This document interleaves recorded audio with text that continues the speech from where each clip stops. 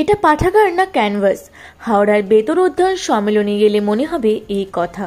সেখানে দেওয়ালে ফুটে উঠেছে মনীষীদের ছবি, লেখা আছে হাওড়ার বেতরের ইতিহাসও। আর কয়েক মাস পর উদযাপিত হবে শতবর্ষের অনুষ্ঠান। সেই অনুষ্ঠানকে সামনে রেখে সেজে উঠছে পাঠাগার। কয়েকজন সদস্য মিলে রং তুলির সাহায্যে দেওয়ালে ফুটিয়ে তুলেছেন বিভিন্ন ছবি। পাঠাগারের দেওয়ালে ফুটে উঠেছে বেতর এলাকার স্থানীয় ইতিহাস। দেশ স্বাধীন হওয়ার আগে ইংরেজ আমলে 1925 সালের 14 এপ্রিল অধ্যয়ন সম্মেলনী নাম নিয়ে প্রতিষ্ঠা হয়েছিল এই পাঠাগার।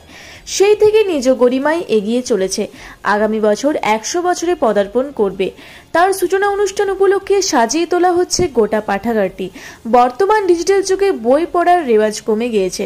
স্মার্টফোনে নতুন প্রজন্ম পাঠাগারে এসে বই পড়ার অভ্যাস হারিয়েছে।